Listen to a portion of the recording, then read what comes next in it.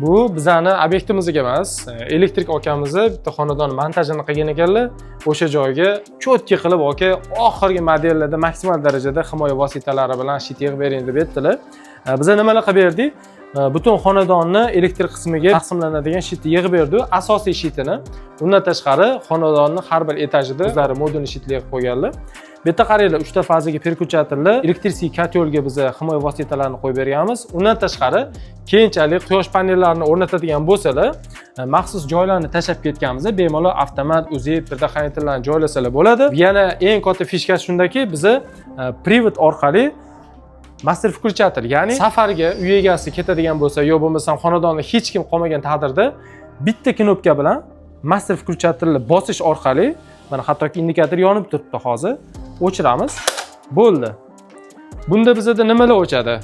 Освещение, ya'ni yoritish moslamalari, kamera, domofon, Wi-Fi-lardan tashqari, холодильникdan tashqari barcha texnikalar o'chadi. Masalan, plita, konditsioner, oddiy rozetkalar hammasini o'chirib, bemalol ketsalar bo'ladi.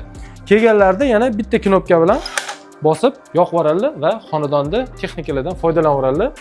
Mana akam o'zlarini ham bitta fikrlarini eshitamiz, nima derkildi. Ulug'bek akamni ancha yildan beri xudo xolasa kuzatib yuramiz. Mana 2 yildan oshdi. Ishlariga javob beradilar hammasiga. Hozir bu shitni men birinchi marta ko'raman. Bunaqa narsalar oldin ko'rmaganman. Hozir o'zimga ham dars bo'lib, o'rganib, xudo xolasa o'rgatib, hech anaqa yo'q demanglar, shu amir tushuntirib yuboring deyman. Telefon qilaman, qolgan paytlar ham bu payt o'zlari aytadilar, bunaqa qilasiz deb. Bunaqa qilmanglar, rahmat kattaga. Xudo xolasa keyinchalik ham o'rganib, o'zlari bilan xudo xolasa ishlashga harakat qilamiz. Lekin shit zo'r chiqdi. Gap yo'q, mana narsalarni o'zi ko'rmaganman oldin, mana endi ko'ryapman. Ustakalar, birgalikda o'samiz. Yakkama-xo bo'lib, o'zimizcha одиночный volk bo'lsa hech qachon o'smaymiz. Mana shunaqa networking qilib, bir-birimizga podдержка bersak, o'samiz, ulg'ayamiz, jamiyatda o'z o'rnimizni topamiz. Elektr energetikani qanaqadir qismini rivojlantirishga qisman bo'lsa ham hissamizni qo'shamiz. Birlashish payti keldi. Akalar, joningiz sog' bo'lsin.